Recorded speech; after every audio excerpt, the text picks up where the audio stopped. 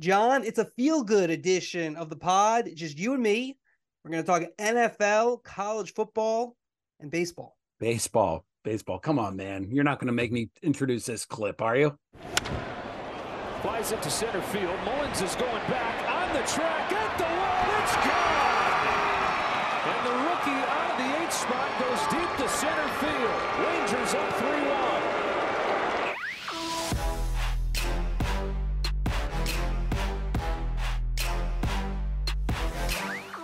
And we're back. The Marchand and Ourand Sports Media Podcast. I'm Andrew Marchand, sports media columnist for the New York Post. He's John Ourand, the media reporter for the Sports Business Journal. Last week, we had Sean McManus, the chairman of CBS Sports, who's retiring after the Masters. Week before, the commissioner of baseball, Rob Manfred. This week, you and I, we will be joined, a little Karp's Corner, a little 5-6 minute segment with Austin Karp, the sports ratings guru from the Sports Business Journal. And as always, if you can rate, subscribe, and follow. John, how you doing? I hate the happy talk at the beginning of the pod, but I got to tell you, my Saturday, I was in Columbus, Ohio to watch my Terps lose by 20 on the TV. I'm watching the Orioles, the 101 win Orioles lose to the Rangers. I got to Camden Yards for a great game on Sunday. It was a bad day. It was a bad weekend for Maryland sports. Yeah, it's not happy talk. It's unhappy talk. Unhappy talk. We just did. Who's up? Who's down? John, why don't you lead us off since you had all the unhappy talk? Yeah, I only have who's downs this week, Andrew. My who's up, Jay Marine, Marie Donahue, and Amazon Prime. As I mentioned, I was in Columbus, Ohio on Thursday night, staying at a Hyatt, not a Red Roof Inn. They could not get the game in the hotel. They didn't have it in the hotel bar. You couldn't watch it in the room. And those are some of the hiccups that I was expecting as we were moving forward. Listen to some of these numbers that Amazon is posting for Thursday Night Football so far this year. 4 games in, all 4 games are up double digits. I know they have a better schedule. Even the Bears and the Commanders failed to excite, but all told, viewership is up 20% over last year after 4 games, almost 14 million viewers per game. And the Bears Commanders game, again, not a very attractive matchup, by far the most watched thing on TV or streaming. So it's a big audience. It's a younger audience. And most importantly, because I hate talking about Amazon's viewership, because it to me, this package and some of the numbers coming from it, it's technically very sound. And it's sending a very big message to the NBA, to the college football playoff, to NASCAR, to whoever else is out there, that Amazon is able to handle these big streaming numbers that sports provide. Okay, my who's up is CBS's Matt Ryan.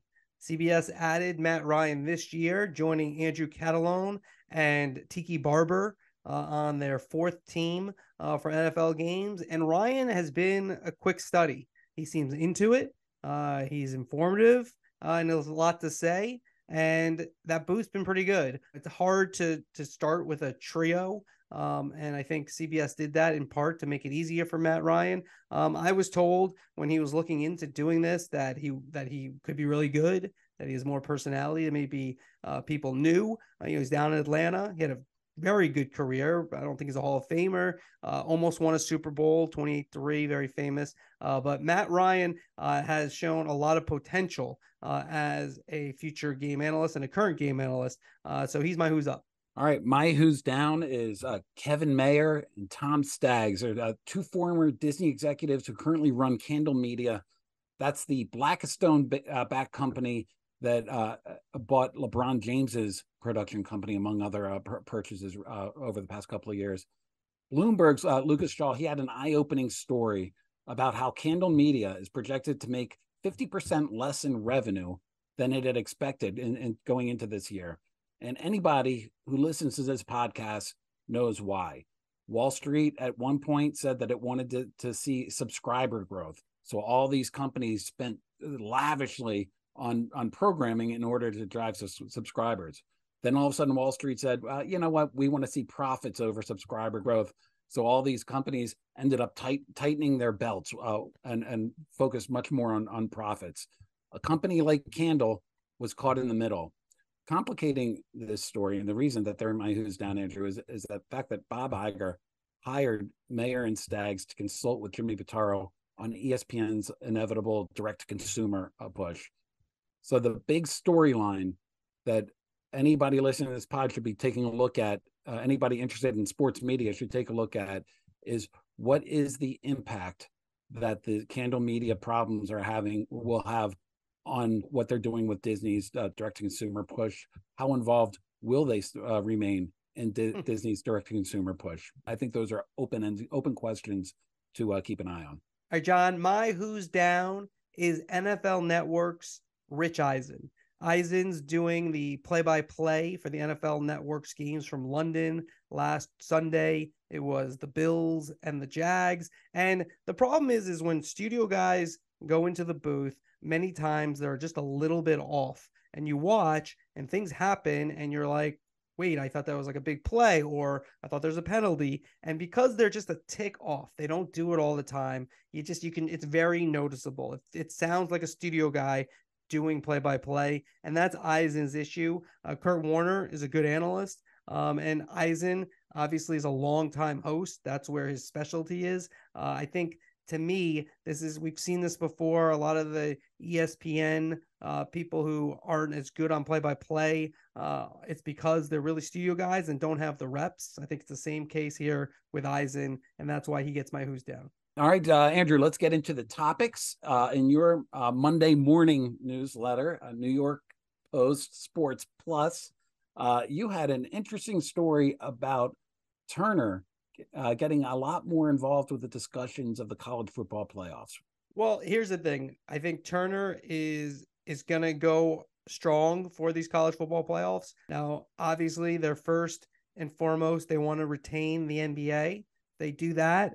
That might, depending on the timing of everything, that might take them out of the NCAAs. But I do think that we've talked about this before. There's a little bit of a bursting of the bubble. And the idea that these extra games especially are going to be worth $60 million a game, which is, I think, what college football is looking for. I don't know if that's going to happen unless you have someone who's not involved right now. I don't know if ESPN does that. I don't know if Fox does that. And so I do think that there is a lane if they want to spend big and to get into college football. This could be it. And, once you kind of get in there a little bit, you can expand and expand, and especially if they don't get the NBA. So I do think they want to be aggressive. I think they've had a lot of cuts in recent years since the merger. And I think that this is something they are looking at very closely, and I think that they could make a strong bid. I saw your story that you broke. I immediately made calls after it. The NCAA had a meeting in Chicago a couple of weeks ago where they entertained NBC, they entertained ESPN, Amazon, and Turner. And so Turner definitely has an interest in this. My sense is that this is a hedge, just in case that for some reason that they don't keep the NBA, but they know that they want to keep the NBA, and they know they're going to have to pay up to keep the NBA pretty exclusively. The other thing that I realized is what they're really talking about right now is like a 2-year deal, because ESPN has the finals and the semis, for the next 2 years. I always bring up the Boise State Alabama game. Mm-hmm. Do you know what the 12-5 game would be this time that they'd be bidding on? Wyoming at Ohio State. Of course, one of the other ones is in Alabama. How much should that go for, in John Ourand's opinion, per game? Not $60 million. But the other game is Alabama at Penn State, so that could go for it. So you just never know. I went to the final last year, the TCU versus Georgia final, and I think what was the final score? 70-7 for that. Like it was. You see these blowouts more often than not. I was at the Maryland game. Maryland played them tough, still lost by 20. It wasn't competitive in the fourth quarter. And so, that's something that is that you look at on there. And also, I think the company to watch on this is Amazon. I think Jay Marine and Marie Donahue made a really big push to go after the Big Ten. Jay Marine A Michigan grad, loves college sports, loves college football, and the idea that they push so hard for the Big Ten shows that they do want to get involved with this in some form. Yeah, that makes some sense. Yeah, no, Amazon for sure makes a lot of sense, and we've kind of been pushing Amazon for a while. I also think, though, if you're college football, and I think this is something that we kind of talk about, you do want to think about the contract at hand, and obviously money usually wins the day, but you also want to look where you're going towards the future. And two things here. I do think, what makes the most sense is Fox and ESPN, if you get the money. They're the two biggest in terms of college football during the regular season, and that's going to continue with the new deals. And so I think there would be a continuity if you had Fox and ESPN. I don't know if Fox is going to go as heavy after it, from what I can tell. I think they're interested, but I don't know if they're going to go crazy for the college football championship. And so, yeah, I do think you're right. There is a lane for Amazon. But I also think that we also sometimes act as if like Max and WBD Sports, they don't have money. Like they have money if they want to.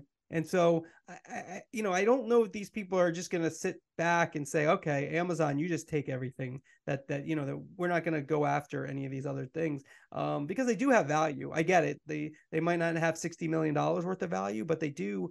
It is going to be a big deal. And long term, if you want after ESPN's, if you can get in there, the national championship and the semifinals is where the money is, especially with this new format. You want a prediction on that? I think Turner's interest is real.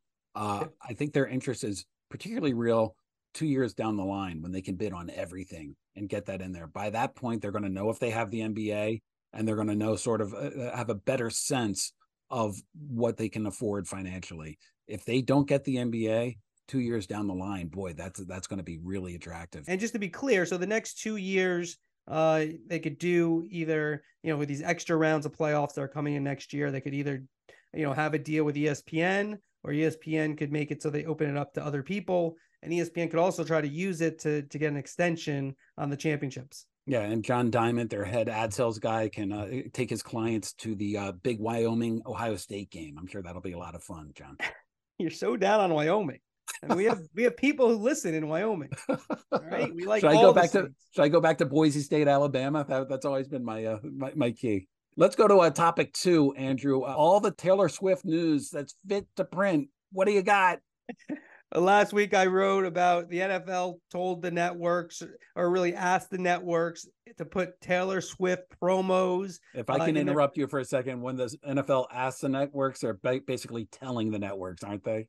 They usually are, but in this case, I mean, these promos, in general, you have to pay a lot of money. For Sunday Night Football, for the games, it's almost $1 million a 30-second ad. So this was in the pregame.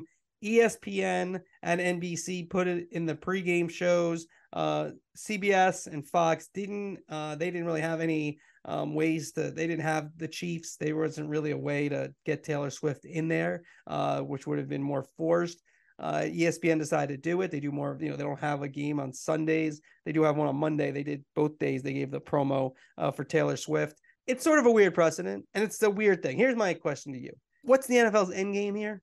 I think it does open up some new audiences to come in and watch. I think that it goes off a topic that we were talking about last week with the Toy Story game, or the Nickelodeon game, which is just trying to get younger. Look, the NFL already, more so, just because it's so much bigger than all the other networks, it gets more of the young female demo than any other sport that's out there.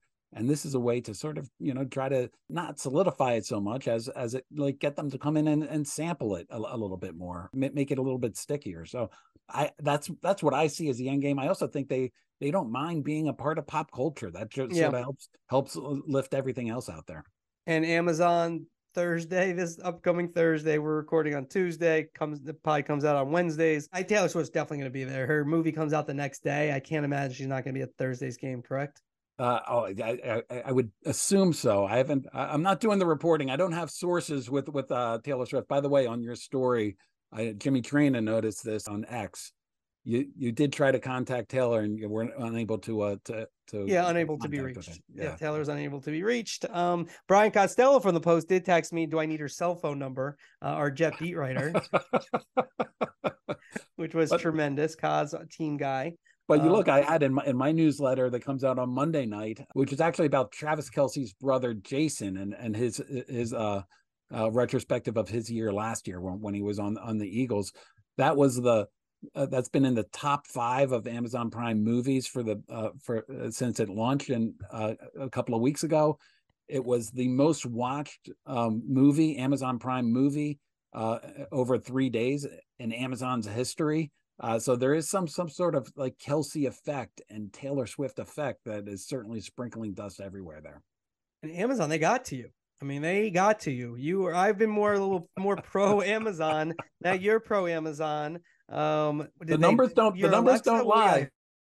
The numbers don't lie. Like if the numbers were down, I would have been all over them the other way, but they're not. You said they had to get like the Super Bowl, or it doesn't count. You kept saying Thursday Night Football, worst package ever. It might not be the worst package.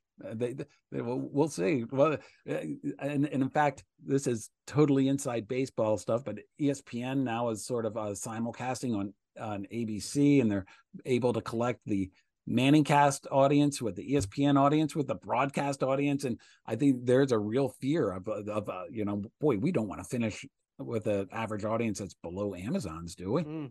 That's a story to watch. All right, let's just talk a little bit of baseball. We bring in Austin Karp to go further into it. This is something I wrote about in my newsletter the other day, and it has to do with the NBA and with baseball, and the idea that they got to figure out a way to make these regular season games more important. Because I know you enjoyed your Orioles season, but overall, the NBA, as it goes into new deals, I think they're going to be fine in these new contracts, but I don't know if they're offering that much value, especially nationally, right? Regionally, yeah, there's still value. But nationally, where in a world where you can kind of almost get every game, the idea is to be able to make it accessible, right? That's the Apple idea, make it accessible everywhere. That's what ESPN's idea is too. They want to be everywhere. These national games though, when you can get almost any game, if you pay for it, there's a way to get almost every game. How do you keep these national games worth something? I think that's an issue that baseball has. I think it's an issue the NHL has, and it's an issue that the NBA has for the regular season. Do you agree with that? I agree with that, but I don't lump them all together. I think the NBA has done an excellent job of creating stars that people want to see. So it's LeBron James and Kevin Durant. I think Giannis in Milwaukee. Yeah, who would think that Milwaukee would? He's such a big star, you never say his name right. Giannis. And secondly, Giannis. the other issue is now the guys you mentioned actually aren't big load management guys. They actually do play, but a lot of these guys don't play. And I think that's a huge issue. If you're going to give the NBA a huge check for, a lot of regular season games. And again, I know they put some rules in this year, maybe it'll help, but I think it's tough if you've got a spotlight game and the stars don't play because they are very star relevant. I think the other issue, I've said this before, I think social media is a big problem for the NBA in terms of getting people to watch the actual games, especially regular season, because you don't miss anything in terms of the amazing plays. You see every amazing play, even if you watch it live or not. See, I'll say it's a big problem for the media networks, not necessarily the NBA. People will say that. Well, eventually they're going to say, I'm not going to pay for it if less people are watching. Until like you get older and get an income. I mean, you didn't pay for a ton when you were 20, 21 either, I don't think. So I understand. What's the point? That eventually, as you get older, you'll pay for it. Yeah, okay, so old people pay for it, so then the young people can watch it on social media. And well, that's how people are consuming the games now. But I think that history should teach them a little bit. Like I think like the World Series, which we're going to talk about in a second with Austin, is that I think that the idea that the World Series being on so late at night has hurt baseball nationally is accurate, because if you're a kid who never watched the World Series, never saw the end of a game as a kid, it's yes, if your team, if the Orioles are in it, sure, you're into it. But just in general, the spectacle of the World Series on a national level is less because you never saw it. And so you can't ask people to think it's such a great thing that even if my team's not in it, I want to watch it if they've never witnessed it. And I think that's, obviously the advantage the NFL has. It's only once a week during the regular season, the playoffs, one game that you're really as interested in. And then the Super Bowl is at 6:30 at night. And so they make everything very easily and accessible for all fans. And I think baseball, this is an issue that they've run into with these late starts and these evening games of people who work or have school. It's hard to stay up for these games if it's not your team. Pitch clock will help. Pitch clock will help a little bit, and that's a good thing that they kept the rules. No matter what Fox thought, it's better that they have those same rules and quicker games. It makes for a much more exciting brand of baseball. Andrew, I rarely pull this out, but you couldn't be more wrong. that is like, that's probably, we might want to edit that out. That's such a bad take. 1979, Game 7, Orioles Pirates. I had to go to bed in the third inning, or the fourth inning, because it was past my bedtime. I woke up and grabbed the Washington Post to see who won. But there were some games, I believe. I know you're catching me off here, but I think some of those games were during the day. We should get Mike Mulvihill on, go through every ratings point and every single demo. It increases as you go later on. That's an East Coast bias there. There's plenty of kids on the West Coast. And if you go to games, there are a ton of kids going around the games. The kids are still baseball fans. I don't disagree that they get more people. I just think no seeds are planted. Like, I don't think any seeds are planted. Like, I get it. I always say this. They don't schedule the games when they think less people are watching, so they go later. It's just that you take the incentive of people to watch the most important parts. You miss the most important parts. That's something that the numbers don't actually agree with, because like the youngest demos there more of them watching as it gets later. Let's say anybody go to school. I know, it's crazy. Enough of you ripping me. Let's get to Karp's Corner. Couldn't be more wrong. And now for something completely different. All right, John, with that, let's turn to Karp's Corner. Karp's Corner. Karp's Corner. Austin Karp, ratings guru for Sports Business Journal. We have him in to talk baseball and to continue the conversation. So, Austin, let's focus on the Major League Baseball right now. This season, I found myself, well, probably because the Orioles were winning, but I watched more baseball this season than I have the previous seasons. I loved the rules changes. I loved the pitch clock. I loved the length of games, all of which came down. When you crunch those numbers, though, there weren't the increases that I was expecting. No, definitely not on the national side, the national network side, John. So if you're consuming your games mainly through ESPN, Fox, FS1, even TBS, yeah, those numbers were down from last year, even with the shorter games. You know, ESPN, Sunday Night Baseball, they had fewer of those Yankees-Red Sox matchups, probably because late in the season, those teams weren't really in contention, so you weren't filling in the gaps with the Yankees-Red Sox matchup. So that led to a little bit of a decline over last year. You know, Fox actually was up, but that really had nothing to do with the game performance. That was kind of a schedule shift for them. They front-loaded a lot of their games on the Fox Broadcast Network. Usually, you don't really see games on that Fox Broadcast Network until Memorial Day. You saw a ton in April, a ton in May, and that shift helped them actually see an increase over last year. But look at network versus network, you know, it was kind of a decline year over year for both Fox and FS1 there. You know, and TBS was actually a really interesting story. They were up 40% at the break, okay, and actually ended the season down 2%. How is that possible, you say? You know, TBS has non-exclusive games, and they last year loaded up with Yankees and Aaron Judge's chase for the home run record at the end of the season. That dropped off a map here, you know, with the comparisons at the end of the regular season, and they actually ended down around 2%. You know, Andrew, the best part about having Austin Karp on this is that he's another diehard Orioles fan. And as a diehard Orioles fan, we loved seeing the Red Sox in the cellar, the Yankees almost in the cellar. That must not have been good for baseball, though, and the baseball TV ratings. Well, you talked about the way that you consume games and the way I consume games. We're watching our team. We're watching the Orioles, and that was reflected in the local numbers. Orioles RSN ratings on MASN, third best increase among all teams. And, you know, on the whole, for the RSN side, they were flat, maybe up a little bit, and that shows that there still is an appetite for those games, the tonnage of how people consume baseball on those regional sports networks. Your leading teams, the Rangers, even the Pirates were number 2 overall in gains. They were out of it most of the second half there, but a stronger performance earlier meant that people were tuning in to watch no matter who they're playing. Okay, the Pittsburgh market isn't going to be dependent on Yankees, Red Sox. People there want to watch the Pirates win or lose. And Mets and Yankees, I think, are down about 25%, right? Yeah, big drop-offs there, obviously, with the performance on the field, both of those, and that hurts the RSN overall because those are big market numbers, bringing things down a little bit. All right, let's bring it to the playoffs. ESPN's numbers weren't good. Why? It's being very nice. They were down 18% the wild card round. Okay, so That's not good. why such a dramatic drop-off? There was a shift this year. Last year, wild card round was a Friday, Saturday, Sunday, so you had more, higher. In terms of people using television, the numbers were a little higher. This year, Tuesday, Wednesday, and you had 2 of those games each day with a 1 o'clock and a 4:30 start. People are working. People are in school.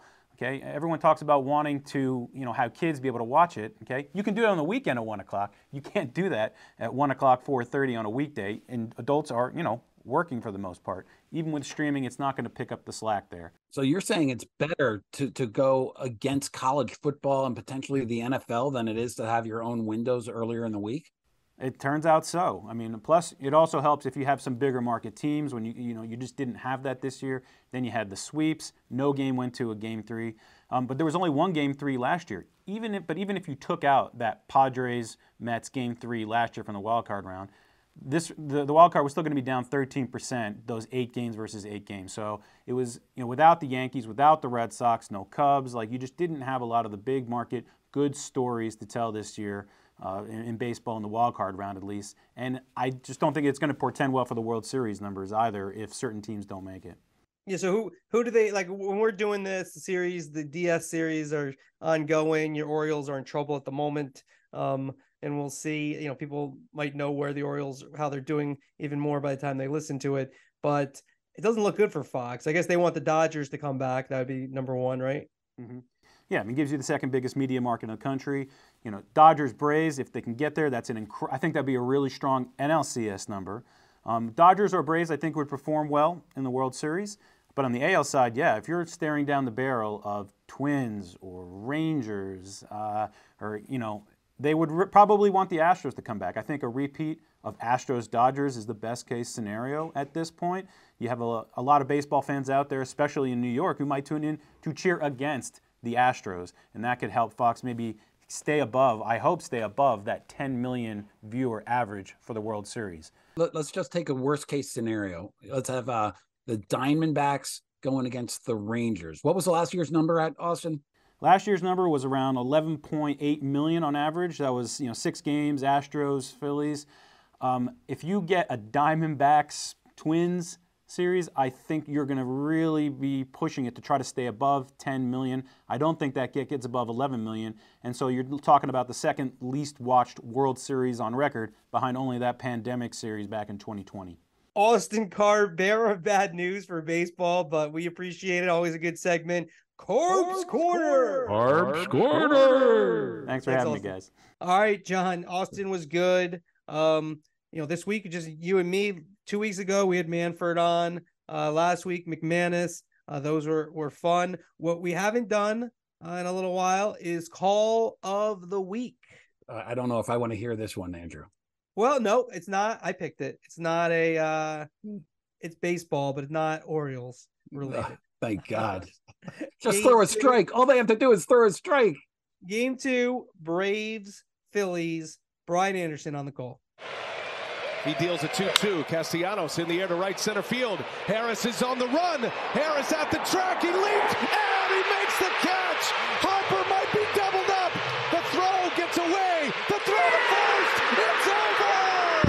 It's over. That's a strong call from Ryan Anderson. I'll give it 4.6 out of 5. Ooh, That's a very good there. Score. Yeah, that's a very high score. The only thing he was missing was you can't see it obviously if you're watching this, but the player who backed up the cutoff man, he needed that name, in the call to get probably closer to that 5 out of 5 and get the sirens going. But still, very good call, good enthusiasm on top of it. So 4.6 out of 5 for Brian Anderson. I really like the way Anderson calls a game. Have you ever given a 5.5 clicker? I've given a 5.5. It's rare. The thing is, just to do it on social, I used to do it on social, and it is nitpicking. Like if someone doesn't get a 5.5, and everyone goes crazy. So I did actually do this on social, but only because someone asked. I replied to somebody. I didn't do it to the masses. Didn't want to cause a controversy. It's so important. Well, that's gonna do it, John. If you want to like, if you want to follow, if you want to make a comment, we appreciate it. And like I said, if you want to go back in the archives, we had long interview with Sean McManus last week. And then the previous week, another long interview with the Commissioner of Baseball, Rob Manfred. Long interview, so we're going to keep this pod nice and short, Andrew. Always great to do this. Please like and subscribe. Thank you to Chris Mason, back from his anniversary. The master of the board, AC Wyatt, thank you as well. And thank everybody for listening this long. Thanks for listening. I don't even know my NASCAR well enough to make that joke, AC. That's fair. Yes, they use tires and not sneakers. He's like high maintenance. You know what? Before he started doing Deitch's podcast, he was not high maintenance. Yeah, he was just like a regular guy, but now look at him. All right, I should have expected that. Well, we're introducing you as Benedict Austin Karp. Okay. But I did help you guys win an important battle in Albany. That is true. There you go. Good. That's a good comeback.